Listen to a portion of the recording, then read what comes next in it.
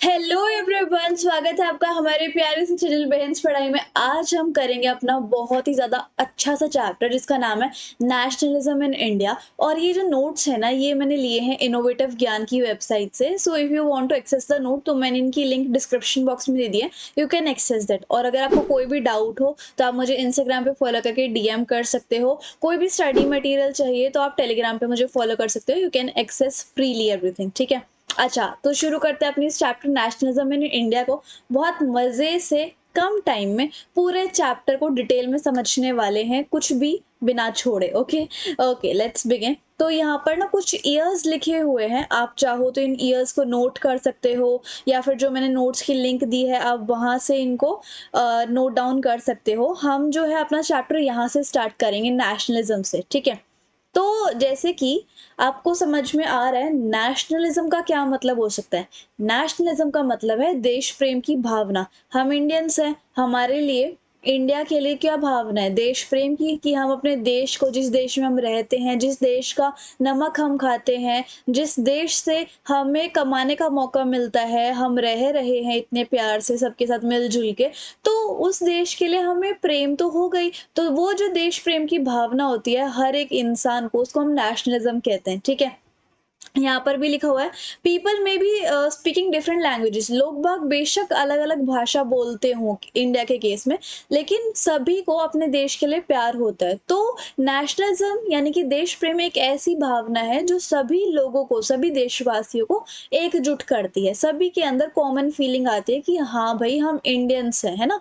ऐसे ही बाकी सब पूरे वर्ल्ड को अपने अपने देश से प्यार है, ठीक है। फैक्टर्स दैट, अब क्यों, जैसे इस चैप्टर का नाम है राइज ऑफ नेशनलिज्म, क्यों देश प्रेम की भावना बढ़ी। अभी नेशनलिज्म इन इंडिया है, तो इंडिया में क्यों बढ़ी देश प्रेम की भावना। तो क्या होता था, जैसे आपको पता है कि पहले ब्रिटिशर्स का राज था इंडिया में। अब ब्रिटिशर्स जो है वो हम इंडियंस पर बहुत ज़्यादा अत्याचार करते थे, मारते पीटते थे, जान से भी मार देते थे, जेल में रखते थे, टॉर्चर करते थे। और वो चाहते थे कि सब के सब हमारे नक्शे कदम पे चले, मतलब सबके सब हमारे जो हम कहें वही काम करें, है ना। जो हम चाहें वैसे ही इंडियंस काम करें।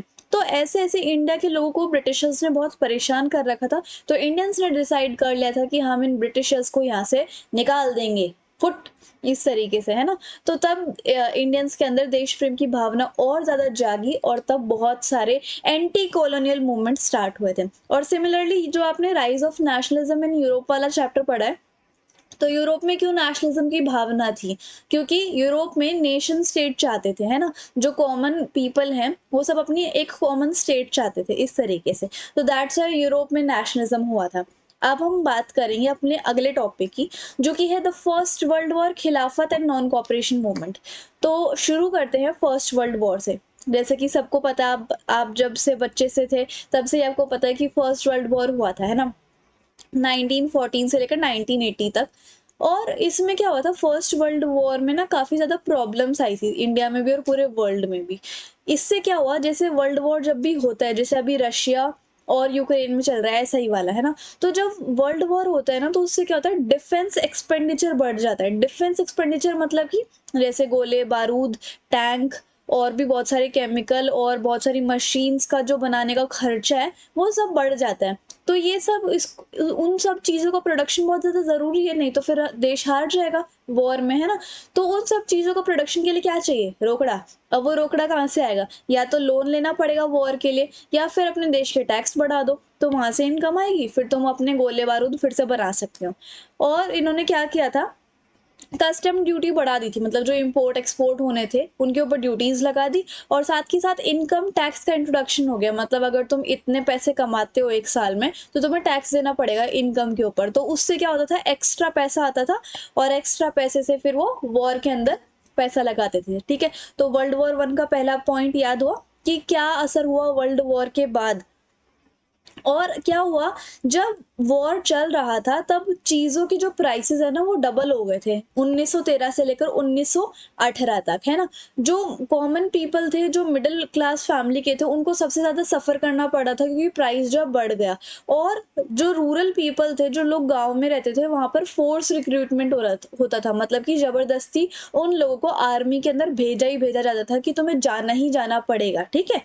Crop failure in many parts of India. अब इंडिया में भी बहुत सारी जगह पर क्रॉप फेल हो गई थी, ठीक है, जिससे कि जो खाने की शॉर्टेज है वो हो गई थी। और उसके बाद एक इन्फ्लुएंजा, जैसे अब कोरोना आ रखा है ना, वैसे ही इन्फ्लुएंजा एपिडेमिक आ गया था, जिससे कि प्रॉब्लम और बढ़ गई। और 1921 के सेंसस के मुताबिक 12 से 13 मिलियन लोगों की डेथ हो गई थी, कि बहुत सारे फेमाइन्स यानी कि ड्रॉट वगैरह और नेचुरल कैलामिटीज और एपिडेमिक वगैरह आए जा रहे थे, दैट्स वाई। तो ये कुछ असर हुआ था वर्ल्ड वॉर का इंडिया पे भी और बाहर भी, है ना। तो अब हम मेन शुरू करते हैं अपना चैप्टर, द आइडिया ऑफ सत्याग्रह से। तो ये जो मेथड था सत्याग्रह, ये दिया था हमारे गांधी जी ने। और इसका क्या बेसिस था कि अगर तुम किसी सच्ची चीज के लिए लड़ रहे हो, अगर तुम किसी ट्रू कॉज के लिए लड़ रहे हो, मतलब तुम जानते हो कि मैं जो कर रहा हूँ सही कर रहा हूँ और इसके अंदर कोई भी चीज ऐसी नहीं है जो गलत हो, है ना।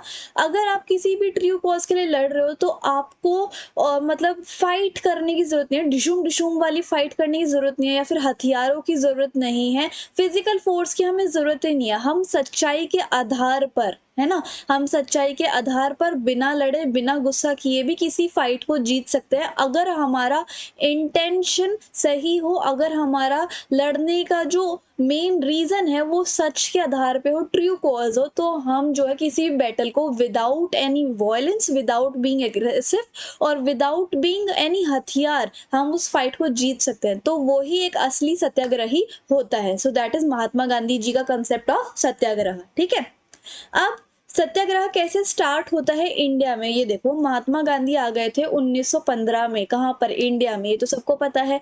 और उन्होंने इंडियंस के लिए बहुत ज्यादा फाइट की है, हीरो वाली, कहाँ पर, साउथ अफ्रीका में। तो उनके बारे में इंडिया में सब कोई जानता था कि अरे इन्होंने तो हमारे लिए साउथ अफ्रीका में भी फाइट की हुई है, तो ये हमें चाहते हैं महात्मा गांधी जी। तो महात्मा गांधी जी इंडिया में आते हैं 1915 में, और उन्होंने सत्याग्रह को इंडिया में भी चालू कर दिया था, और उसके कहीं ना कहीं अच्छे रिजल्ट्स आ रहे थे।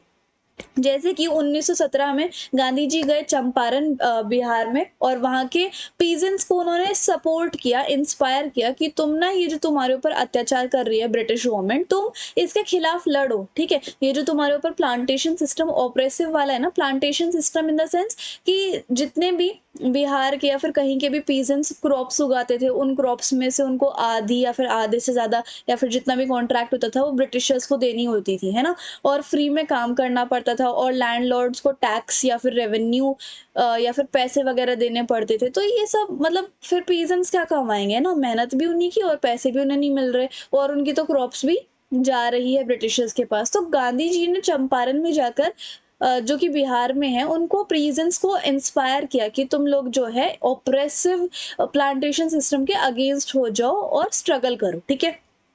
फिर 1917 में उन्होंने सत्याग्रह किया था खेड़ा डिस्ट्रिक्ट ऑफ गुजरात में। और खेड़ा डिस्ट्रिक्ट ऑफ गुजरात में क्रॉप फेलियर हो गया था एक तो, और प्लाग आ गया था। प्लाग एक तरीके का एपिडेमिक था, ठीक है।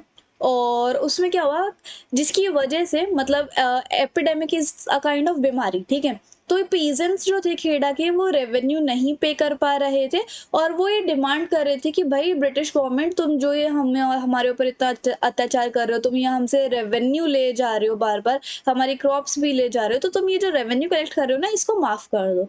तो गांधी जी ने उनको भी इंस्पायर किया था, और सत्याग्रह का मूवमेंट वहां पर भी हुआ था। फिर 1980 में गांधी जी गए अहमदाबाद में, वहां पे भी उन्होंने सत्याग्रह मूवमेंट को ऑर्गेनाइज किया amongst cotton mill workers. Cotton mill workers के साथ मिलकर उन्होंने सत्याग्रह किया था। तो यानी कि सत्याग्रह मूवमेंट जो था, चंपारण बिहार 1917 में, Kheda district of Gujarat in 1917 and Ahmedabad 1918 में आया था, ठीक है। सो ये था। अब हम बात करेंगे अपने अगले मूवमेंट की, विच इज रॉलेट एक्ट 1919। इस एक्ट में क्या था यहाँ पर, कि ब्रिटिश गवर्नमेंट किसी भी इंडियन को बिना अरेस्ट वारंट के 2 साल तक जेल में बंद कर सकती है। ये ब्रिटिश गवर्नमेंट का रूल था, और उन्होंने ये रॉलेट एक्ट बनाया था। क्या होता है, अब जैसे कि गांधी जी के आने के बाद इंडिया में बहुत सारी ब्रिटिशर्स के खिलाफ एक्टिविटीज चलने लग गई थी। तो ब्रिटिशर्स भी बहुत ज्यादा चालाक से थे, है ना। तो उन्होंने सोचा कि अच्छा, तुम लोग इतनी सारी एक्टिविटीज कर रहे हो ना हमारे खिलाफ, पे हम भी रॉलेट एक्ट लगा लेते हैं, अब करो तुम जो करना है ना। तो एम क्या था रॉलेट एक्ट का, कि जो पॉलिटिकल एक्टिविटीज हो रही है ब्रिटिशर्स के खिलाफ, इसको रोक देना, इस टाइप से। Why was Rowlatt act was unfair, क्यों रॉलेट एक्ट अनफेयर था भाई? बिना किसी कॉज के भी तुम किसी इंडियन को बिना अरेस्ट वारंट के 2 साल तक जेल में रख रहे हो, तो ये सही थोड़े ना है, बिल्कुल गलत है। तो इसलिए अब कॉन्सिक्वेंसीज क्या थी रॉलेट एक्ट की?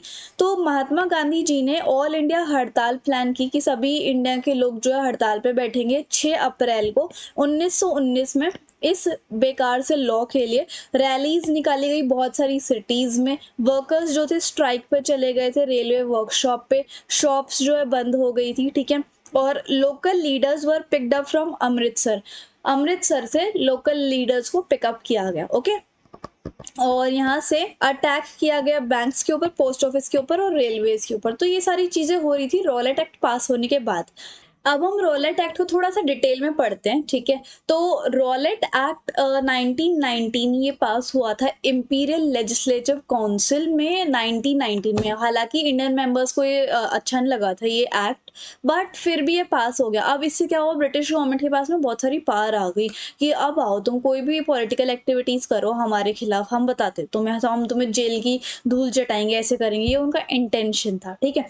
It allowed detention of political prisoners without trial for 2 years। इससे क्या हुआ कि वही 2 साल के ट्रायल के लिए या फिर बिना अरेस्ट वारंट के किसी भी को, किसी भी पॉलिटिकल लीडर को या फिर किसी भी इंसान को जिसने ब्रिटिशर्स के खिलाफ कुछ किया उसको जेल हो जाएगी। तो 6 अप्रैल 1919 में 6 अप्रैल 1919 में गांधी जी ने एक नेशन वाइड सत्याग्रह, मतलब पूरे देश के वासियों के द्वारा एक सत्याग्रह लॉन्च किया गया रॉलेट एक्ट के अगेंस्ट में। इससे क्या हुआ, 6 अप्रैल को उन्होंने एक स्ट्राइक लॉन्च करी जिसका बहुत ज़्यादा रिस्पॉन्स देखने को मिला। लोग जो है अपने घरों से बाहर आके अलग अलग सिटी से शॉप्स बंद कर दी गई। रेलवे वर्कशॉप्स में से वर्कर्स जो थे वो भी धरने पे बैठ गए थे स्ट्राइक वगैरह पे। और ब्रिटिश एडमिनिस्ट्रेशन ने क्या डिसाइड किया, उन्होंने भी स्ट्रॉन्ग एक्शन ले लिया कि हम ये हड़ताल रुकवा के रहेंगे, ये जो नेशनलिस्ट कर रहे हैं ना। और सेवरल लोकल लीडर्स को अरेस्ट कर लिया ब्रिटिश गवर्नमेंट ने और महात्मा गांधी को दिल्ली घुसने से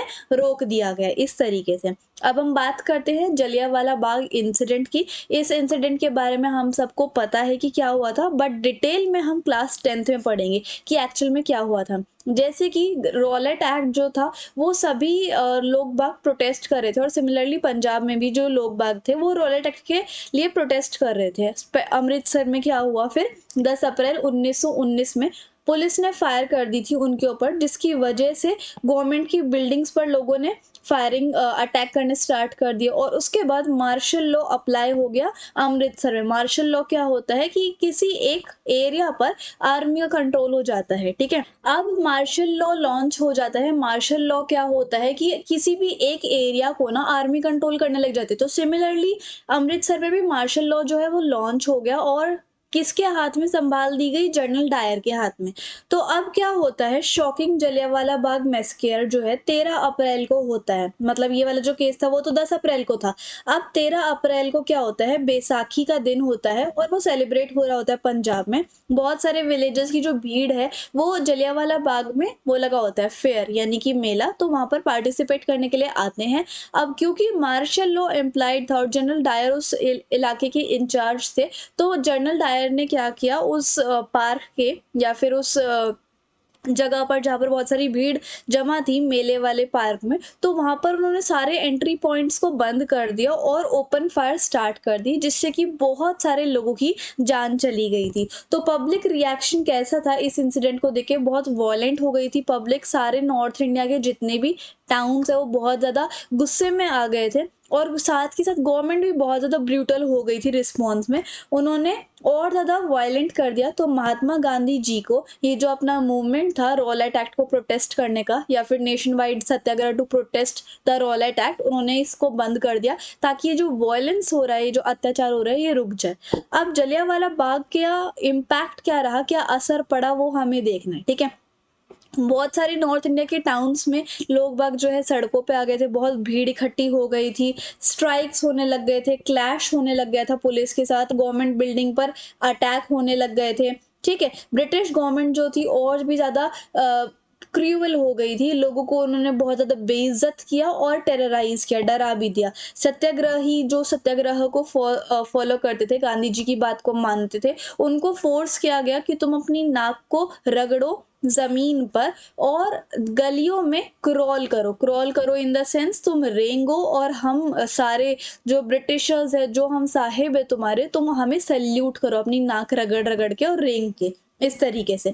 तो लोग बागों को और भी ज़्यादा पनिशमेंट दी गई, वो जो चाबुक होती है व्हिप लाइक, तो वो उस चीज़ों से लोगों को मारा जाता था, स्पेशली पंजाब के विलेजेस में। तो यहाँ पर स्पेशली यहाँ पर इन लोगों को व्हिप से पीटा जाता था और वहाँ पर गुंजनवाला के आस-पास जितने भी एरियाज़ थे, वहाँ पर बॉम्बार्डिंग कर दी गई थी। तो ये इतना सारा वॉयलेंस देख के महात्मा गांधी जी को ये सत्याग्रह रॉलेट एक्ट मूवमेंट जो है वो बंद करना पड़ा। अब आते हैं हम खिलाफत इशू के ऊपर। खिलाफत इशू क्या था? तो महात्मा गांधी जी को एक अपॉर्चुनिटी दिखती है कि जब तक मैं हिंदू और मुस्लिम को साथ साथ नहीं लेके आऊंगा ना, तब तक हम ये लड़ाई यानी कि ब्रिटिशर्स को बाहर भगाने की लड़ाई जो है हम नहीं जीत सकते। तो एक इशू आया था खिलाफत इशू। इसमें क्या होता है, ओटोमन टर्की एक जगह है, एक एम्पायर है टर्की का, ओटोमन जिसका नाम है, ठीक है।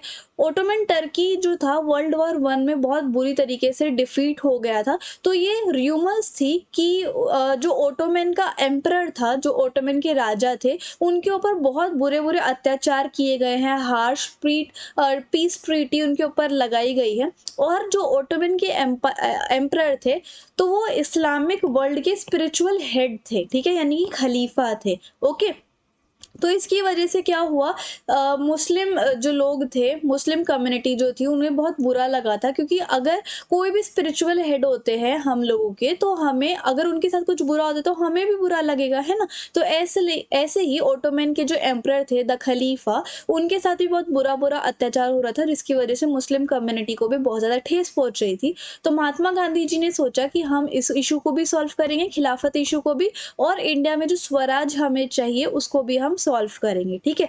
तो खिलाफत इशू के थ्रू महात्मा गांधी जी को अपॉर्चुनिटी दिखती है कि मैं हिंदू और मुस्लिम को साथ में लेके आऊंगा, सब एक साथ प्रोटेस्ट करेंगे तो पूरा नेशन एकजुट हो जाएगा और ब्रिटिशर्स यहाँ से चले जाएंगे।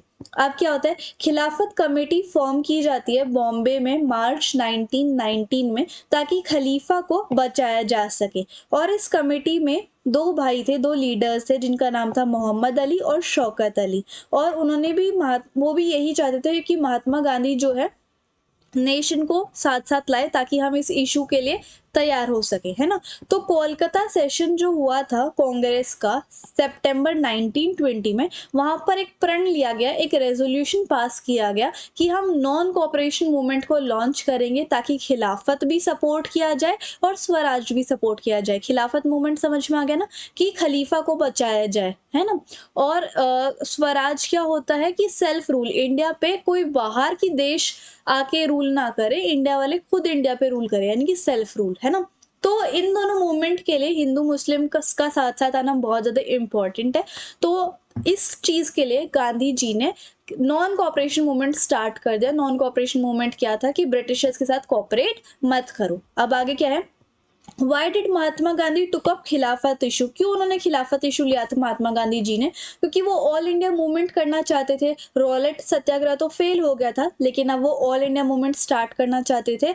और they were certain that no all India movement could be organise, और उन्हें ये पता था कि वो ऑल इंडिया मूवमेंट बिना, अगर दोनों हिंदू मुस्लिम साथ साथ आ जाते हैं तभी ऑल इंडिया मूवमेंट हो पाएगा, है ना। अगर नहीं आएंगे तो किसी भी मूवमेंट का, किसी भी सत्याग्रह, मतलब किसी भी एंटी कॉलोनियल मूवमेंट का कोई भी फायदा नहीं होगा। सो इसलिए उन्होंने खिलाफत इशू को लिया। अब हम बात करेंगे हिंद स्वराज क्या होता है। महात्मा गांधी जी ने 1909 में एक बहुत ही ज्यादा फेमस बुक लिखी थी, जिसके ऊपर, वो किसके ऊपर थी, non cooperation of British rule in India. कि इंडिया में जब नॉन कॉपरेशन मूवमेंट स्टार्ट हुआ ब्रिटिशर्स के खिलाफ, तब क्या क्या हुआ था। नॉन कॉपरेशन क्या होता है कि हम ब्रिटिशर्स के कोई भी रूल, कोई भी बात के साथ कॉपरेट नहीं करेंगे। ओके, अब वही चीज यहाँ पर बताई हुई है। नॉन कॉपरेशन मूवमेंट क्या होता है? तो जो गांधी जी की फेमस बुक थी हिंद स्वराज 1909 में, वहाँ पर महात्मा गांधी जी ने डिक्लेयर किया कि British rule was established in India with the cooperation of Indians, कि इंडिया में जो ब्रिटिश रूल था वो इंडियन की कॉपरेशन की वजह से हुआ था। और अभी तुम्हारा ब्रिटिश रूल इसलिए सर्वाइव किया हुआ है क्योंकि इंडियंस तुम्हें चाहते हैं कि तुम रूल करो, ठीक है। अगर हम इंडियंस ने रिफ्यूज कर दिया, मना कर दिया ना कि हम तुम्हारे साथ कॉपरेट नहीं करेंगे, तो ब्रिटिश रूल जो है 1 साल के अंदर अंदर इंडिया में ढह जाएगा और स्वराज पूरी तरीके से इस्टेब्लिश हो जाएगा। तो गांधी जी ये बिलीव करते थे कि अगर इंडियंस ने कोऑपरेट करने से रिफ्यूज कर दिया तो ब्रिटिश रूलर्स जो थे उनके पास और कोई चारा ही नहीं बचेगा इंडिया से भागने का, ठीक है। तो ये था नॉन कोऑपरेशन मूवमेंट के। अब रीजंस क्या थे नॉन कोऑपरेशन मूवमेंट के? एक तो इंडियंस के ऊपर बहुत ज्यादा अत्याचार हो रहा था फर्स्ट वर्ल्ड वॉर के बाद। स्वराज की जो डिमांड थी इंडियंस के द्वारा वो बार बार मना की जा रही थी by the British government. Rowlatt act उन लोगों ने पास कर दिया था विदाउट इंडिया के मेंबर्स का कंसेंट। जलियांवाला बाग मैस्केयर हुआ था और उसके बाद उन्होंने इस वजह से नॉन कोऑपरेशन मूवमेंट जो है वो स्टार्ट कर दिया मेजोरिटी के साथ, ओके। अब देखो proposals of non cooperation movement, क्या क्या प्रपोजल्स थे नॉन कॉपरेशन मूवमेंट के। एक तो ब्रिटिश गवर्नमेंट ने जितने भी टाइटल्स दिए हैं, जैसे यहाँ पर भी अगर जैसे अब तो ब्रिटिश गवर्नमेंट नहीं है, अब जो गवर्नमेंट है वो भी अलग अलग लोगों को नोबल प्राइज देती है या फिर पद्मश्री पद्म भूषण देती है, मतलब टाइटल्स अवार्ड करती है ना। तो ब्रिटिश गवर्नमेंट ने जिन इंडियंस को टाइटल अवार्ड किए थे वो टाइटल आपको सरेंडर करने पड़ेंगे। जितने भी ब्रिटिशर्स के द्वारा सिविल सर्विस, जो भी लोग आर्मी में, British army, police, court, legislative council और स्कूल्स में, उन सबको बॉयकॉट करना पड़ेगा। फॉरेन गुड्स को भी बॉयकॉट करना पड़ेगा। और उसके बाद क्या हुआ, सॉल्ट मार्च हुई जिसको हम सिविल डिसोबीडियंस मूवमेंट कहते हैं, उस कैंपेन को लॉन्च करना है, ठीक है। तो इससे क्या होगा, नॉन कॉपरेशन जो है फॉलो हो जाएगा। Sessions of Congress to start non cooperation movement, ये एनसीएम का मतलब नॉन कॉपरेशन मूवमेंट है। अब कांग्रेस के कौन कौन से सेशंस हुए थे जब एनसीएम चालू हुआ था? एक तो सितंबर 1920 में हुआ था, ताकि दूसरे लीडर्स को कन्विंस किया जाए कि भाई हाँ, हमें नॉन कॉपरेशन मूवमेंट स्टार्ट करना ही चाहिए। कोलकाता में ही हुआ था। और दिसंबर 1920 नागपुर में ये हुआ था ताकि इसको अडॉप्ट किया जाए। अब मूवमेंट में जब ये नॉन कॉपरेशन मूवमेंट स्टार्ट हुआ तब अलग अलग चीजें होने लग रही थी देश में, वो अब हम देखते हैं कि क्या क्या different strands with in the movement. अब मूवमेंट के अंदर ये जो नॉन कॉपरेशन मूवमेंट था इसके अंदर और कौन कौन से पलटवार आए या फिर क्या क्या हुआ वो देख लेते हैं। तो नॉन कॉपरेशन मूवमेंट में बहुत सारे सोशल ग्रुप में पार्टिसिपेट किया, लेकिन हर एक सोशल ग्रुप की अलग अलग डिमांड थी, एस्पिरेशन थी, ठीक है। तो उन्होंने सोचा ये जो टर्म स्वराज है ये डिफरेंट लोगों के लिए डिफरेंट मतलब था। उन्होंने सोचा कि अगर हम इस मूवमेंट में पार्टिसिपेट करेंगे ना, तो उन्होंने सोचा कि हमारी जितनी भी सफरिंग्स है, हम जितनी भी प्रॉब्लम्स है हमारी, हम जो सह रहे हैं, हमारे जितने भी ट्रबल्स है वो सब ओवर हो जाएंगे, खत्म हो जाएंगे अगर हम नॉन कॉपरेशन मूवमेंट में पार्टिसिपेट करेंगे। और स्वराज को वो इस नजरिए से देखते थे कि हमारे सारे जो दुख है वो चले जाएंगे। अब बात करते हैं अवध की। तो अवध में भी पीजेंट मूवमेंट स्टार्ट किया गया था बाय बाबा रामचंद्र, ठीक है। बाबा रामचंद्र एक सन्यासी थे जिन्होंने एज अ इंटेंजर्ड लेबर फिजी में काम किया हुआ है। इंटेंजर्ड लेबर मतलब कि बंधुआ मजदूर जो कि इंडिया से किसी दूसरे देश में जाते हैं काम करवाने के लिए, ठीक है। तो peasants were against the high rent and in most of the cesses were demanded by taluqdar and landlord. So obviously हर जगह जैसा सिस्टम था, जो लैंडलॉर्ड्स होते थे, जो तालुकदार होते थे, वो किसानों से बहुत ज्यादा हाई रेंट मांगा करते है ना। तो पीजेंट्स जो थे उन्होंने ये डिमांड किया कि भाई जो तुम इतना इतना हाई रेंट हमसे ले रहे हो, इतनी हमारी क्रॉप्स ले रहे हो, हमें बिना वेजेस के अनपेड बिना वेजेस के हमसे काम कराए जा रहे हो तुम, तो ये सब तुम चीजें जो है बंद कर दो और हमारी जो मार पिटाई तुम करते हो वो भी बंद कर दो, ठीक है। तो ये था पीजेंट मूवमेंट इन अवध में जिसमें किसानों ने ये सारी चीजें डिमांड करी थी। ट्राइबल पीजेंट्स के बारे में पढ़ते हैं। ट्राइबल पीजेंट्स ने अपनी खुद की इंटरप्रिटेशन दी कि महात्मा गांधी का ये जो आइडिया है स्वराज का और नॉन कॉपरेशन मूवमेंट का, तो ट्राइबल पीपल इससे क्या समझते थे। अब क्या होता था, जो ट्राइबल्स थे उनको रोक दिया गया था कि भाई तुम फॉरेस्ट के अंदर नहीं जाओगे, तुम अपने भेड़ बकरियों को वहां पे चराने नहीं लेके जाओगे, तुम वहां से कुछ भी चीज कलेक्ट नहीं कर सकते, क्योंकि एक लॉ आया था यहाँ पर अच्छा वो लॉ दूसरे में है, चलो कोई बात नहीं, वो बाद में बताती हूँ मैं आपको। तो इनको प्रिवेंट मतलब रोक दिया गया था फॉरेस्ट में एंटर करने के लिए, और नए-नए फॉरेस्ट लॉज़ पास हुए थे, क्योंकि इन्हें, और इससे क्या हो गया था, ट्राइबल लोगों को बहुत ज़्यादा डर चढ़ गया था कि अब हम अपना गुज़ारा कैसे चलाएँगे। गवर्नमेंट ने उनको फ़ोर्स किया कि भाई तुम काम करो, लेकिन हम तुम्हें पैसा नहीं देंगे रोड कंस्ट्रक्शन के लिए। और तो ट्राइबल एरिया से बहुत सारी लड़ाइयाँ हुई, वॉयलेंस होने लग गया। तो उससे क्या हुआ, एक गुरिल्ला मूवमेंट रचा गया। गुरिल्ला मूवमेंट क्या होता था कि थोड़ा बहुत लोग मिलके, स्पेशली मिलिट्री ग्रुप के छोटे-छोटे मेंबर्स जो हैं मिलके प्लान करते हैं, मतलब वो क्या करते हैं, आपस में मिलके प्लान करते हैं, सरप्राइज़ अटैक करते हैं अपने दुश्मन के ऊपर। तो गुरिल्ला मूवमेंट में भी यही होता है कि बहुत सारे ट्राइबल पीपल जो कि ऑफिशियल आर्मी का पार्ट नहीं होते, वो सारे मिलकर सरप्राइज़ अटैक करते हैं ब्रिटिश ऑफिशियल्स के ऊपर। तो ये था ट्राइबल पीजेंट्स के बारे में, है ना? अब स्वराज इन प्लांटेशंस के बारे में बात करते हैं। तो यहाँ पर क्या हुआ था, जो प्लांटेशन वर्कर्स थे, उनको बोल दिया गया था कि तुम्हें जो ये टी के गार्डन्स है, इनको छोड़ के नहीं जाना जब तक हम तुम्हें परमिशन नहीं दे देते।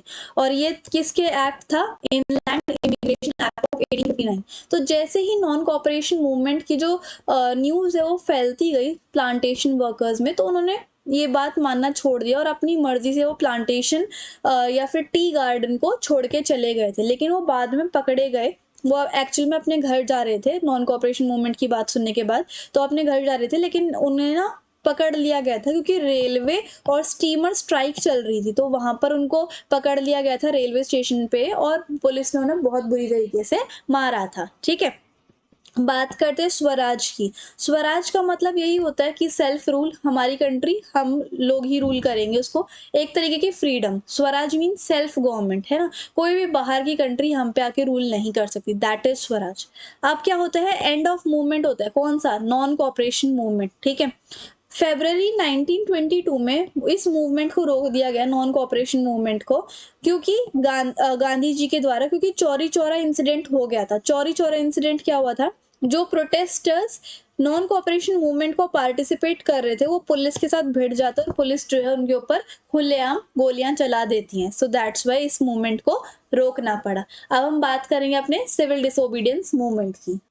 Now the Simon commission. तो ब्रिटिश गवर्नमेंट जो है, मतलब अभी हम सिविल डिसोबीडियंस की तरफ बढ़ेंगे। सिविल डिसोबीडियंस हमेशा याद रखना, सॉल्ट मार्च। ठीक है, अब पहले हम बात करते हैं साइमन कमीशन की। तो ब्रिटिश गवर्नमेंट ने ये एक कमीशन चालू किया था अंडर सर जॉन साइमन। और इस कमीशन में क्या था कि ये कमीशन के लोग जो थे, वो इंडिया के कॉन्स्टिट्यूशन के ऊपर ध्यान रखेंगे कि इंडिया जो है अपने कॉन्स्टिट्यूशन में कौन कौन से लॉज अमेंड कर रहा है, और अगर किसी चेंजेस की जरूरत होगी तो चेंजेस भी सजेस्ट करेगा ये कमीशन। ठीक है, लेकिन क्योंकि इस कमीशन में सारे मेंबर्स ब्रिटिशर्स थे, तो इंडिया ने इस कमीशन को अपोज किया। उन्होंने कहा कि अगर तुम्हें कमीशन लॉन्च करना है तो इसमें हमारे मेंबर्स भी होने चाहिए। ठीक है, लेकिन ये तो सिर्फ तुम्हारे तुम्हारे मेंबर्स हैं।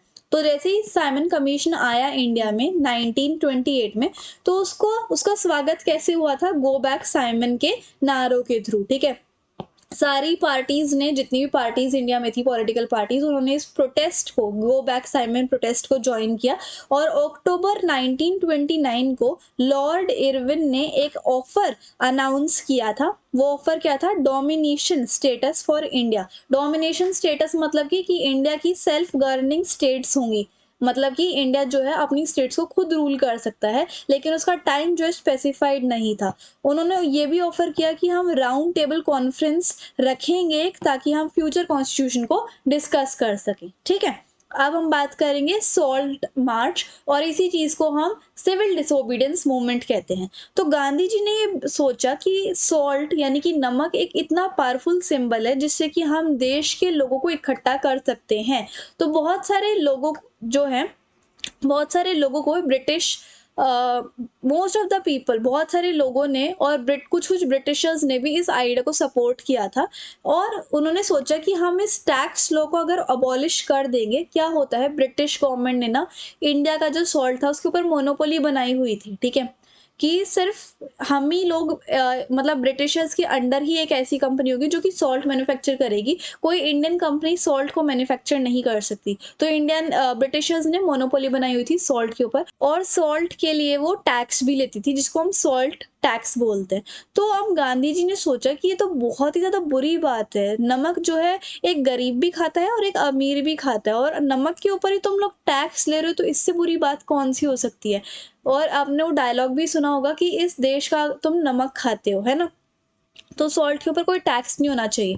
तो इसलिए गांधी जी ने लॉर्ड वाइसरॉय इरविन को एक लेटर लिखा था कि तुम ये सॉल्ट लॉ को अबॉलिश कर दो, अदरवाइज हम कुछ ना कुछ करेंगे फिर, ठीक है।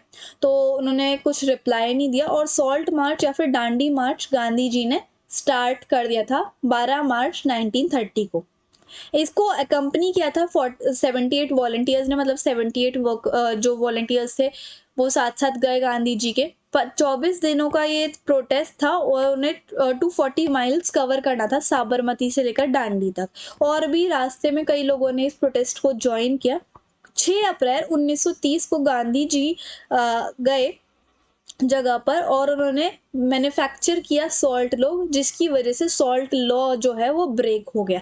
तो सॉल्ट मार्च की वजह से सिविल डिसोबीडियंस मूवमेंट जो है वो स्टार्ट हो गया था। बहुत सारे लोगों ने हजारों की तादाद में सॉल्ट लॉ को कंट्री के अलग अलग पार्ट में तोड़ा, और लोगों ने गवर्नमेंट सॉल्ट फैक्ट्रीज के आगे नारे भी लगाए और क्रिटिसाइज भी किया उनको। फॉरेन क्लोथ्स को बॉयकॉट किया गया, और पीजेंट्स ने भी मना कर दिया कि हम लोग जो है peasants refused to official resigns and tribal people violated the forest law। तो peasants ने भी प्रोटेस्ट किया, ठीक है, और ट्राइबल पीपल ने भी फॉरेस्ट लॉ के खिलाफ प्रोटेस्ट किया। तो ये था civil disobedience movement. Salt law के बारे में थोड़ा और देख लेते हैं। जैसे कि मैंने आपको बताया कि जो नमक है वो गरीब अमीर दोनों कंज्यूम करते हैं, और हमारे खाने पीने का या फिर रोजमर्रा का ये एक बहुत इसेंशियल पार्ट है। ब्रिटिश गवर्नमेंट ने मोनोपोली की हुई थी production of salt in India पे, तो क्योंकि वो सॉल्ट के ऊपर टैक्स लगा रहे थे, जिसकी वजह से रिच और पुअर दोनों को हिट होता है, ठीक है,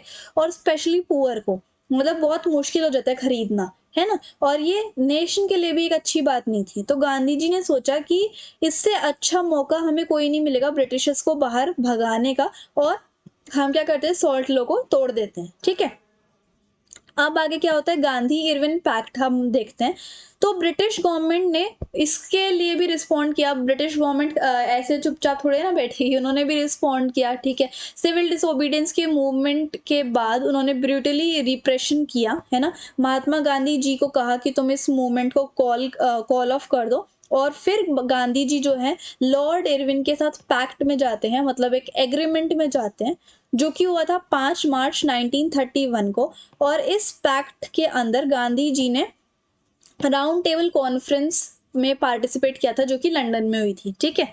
अच्छा, अब हम बात करते हैं कि ये जो मूवमेंट हुआ था सिविल डिसोबीडियंस मूवमेंट, इसके कौन कौन से पार्टिसिपेंट्स थे, मतलब कौन कौन इसमें पार्टिसिपेट करता था। तो रिच पीजेंट पार्टिसिपेट करते थे, ठीक है, हाई रेवेन्यू के अगेंस्ट कि हम इतना ज़्यादा रेवेन्यू नहीं दे सकते आपको। पुअर पीजेंट हाई रेंट और हाई रेवेन्यू के लिए अगेंस्ट थे। बिजनेस क्लास जो थे वो ब्रिटिशर्स की जो बिजनेस पॉलिसीज थी उसके अगेंस्ट थे। और वुमेन्स को तो गांधी जी ने खुद बुलाया था, और वर्कर्स भी बहुत सारी जगह से आए थे। तो ये कुछ पार्टिसिपेंट्स थे जो कि सिविल डिसोबीडियंस यानी कि दांडी मार्च में गांधी जी के साथ थे, ठीक है। ब्रिटिश गवर्नमेंट का क्या रिएक्शन रहा, ऑब्वियसली वो खुश नहीं थे। उन्होंने कांग्रेस लीडर्स को अरेस्ट करना स्टार्ट कर दिया, बहुत मार पिटाई ब्रूटल रिप्रेशन करना स्टार्ट कर दिया। जो शांति वाले सत्याग्रही थे, पीसफुल सत्याग्रही थे, उनके ऊपर अटैक हुआ। वुमेन एंड चिल्ड्रन को पीटा गया। 10,000 अरेस्ट 1 लाख अरेस्ट भी हुए थे। अब सिविल डिसोबीडियंस मूवमेंट के फीचर्स क्या थे कि ये सॉल्ट मार्च स्टार्ट हुआ था। इस मूवमेंट में बहुत सारे थाउजेंड्स ऑफ लोगों ने सॉल्ट मार्च को तोड़ा था। फॉरेन क्लोथ्स को बॉयकॉट किया गया था कि हम ब्रिटिशर्स के जो बनाए हुए क्लोथ्स हैं उनको नहीं पहनेंगे। जो शराब के ठेके थे उनको रोका गया था, और पीजेंट्स ने टैक्स देने से मना कर दिया था। तो ये जो हमने पढ़ा सिविल डिसोबीडियंस मूवमेंट, ये नॉन कॉपरेशन मूवमेंट से कैसे अलग है। तो यहाँ पर सिविल डिसोबीडियंस मूवमेंट में क्या हुआ कि लोगों को ये तो बोला ही गया कि तुम्हें ब्रिटिशर्स के साथ कोऑपरेट नहीं करना या फिर ब्रिटिशर्स की कोई बात नहीं माननी। साथ ही साथ उन्हें ये भी कहा गया कि तुम्हें लॉ भी तोड़ना है, ठीक है।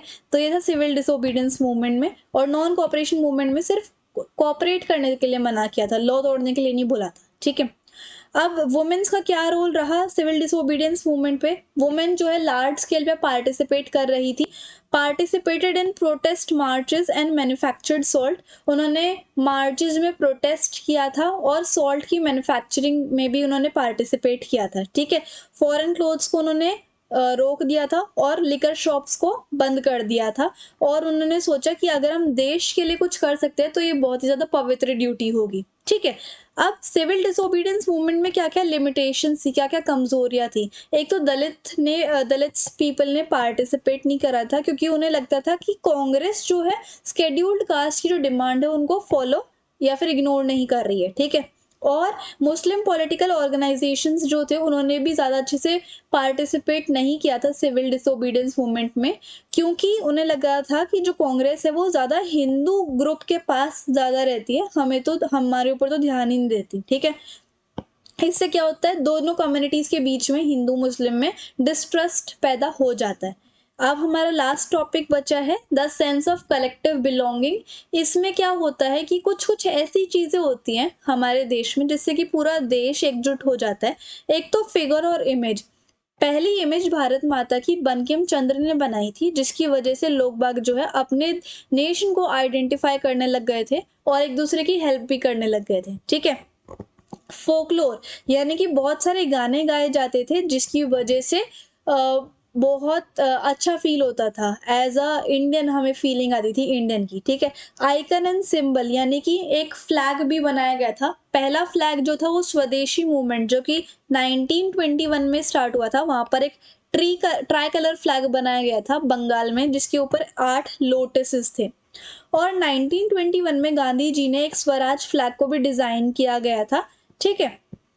और री इंटरप्रिटेशन ऑफ हिस्ट्री, बहुत सारे इंडियंस ने पास्ट में भी पढ़ा कि हमारे इंडिया ने क्या क्या अचीवमेंट की है पास्ट में, जिससे कि उन्हें एक मोटिवेशन मिलती थी कि हाँ हम ब्रिटिशर से भी स्ट्रगल कर सकते हैं। सॉन्ग्स लाइक वंदे मातरम 1870 में बंकिम चंद्र ने लिखा था वंदे मातरम, और उन्होंने क्या किया, स्वदेशी मूवमेंट में गाना भी गाया। स्वदेशी मूवमेंट जो है, जब स्वदेशी मूवमेंट हो रहा था तब वंदे मातरम को भी गाया गया था, जिसकी वजह से एक सेंस ऑफ कलेक्टिंग बिलोंगिंगनेस आ जाती है, ठीक है। तो इस तरीके से हमारे जो चैप्टर है वो फाइनली खत्म होता है। इंस्टाग्राम टेलीग्राम पे आप फॉलो कर लेना, ठीक है। और इसी के साथ साथ आई होप आपको मेरा पढ़ाने का तरीका काफ़ी अच्छा लगा होगा, आपको समझ में आया होगा जो जो भी चीज़ें मैंने आपको समझाई। कोई भी डाउट हो आप मुझे इंस्टाग्राम पे फॉलो कर लेना, सारे स्टडी मटेरियल आपको टेलीग्राम पे मिल जाएंगे। So if you like the video and the explanation then please do like share comment and subscribe the channel. Thank you so much.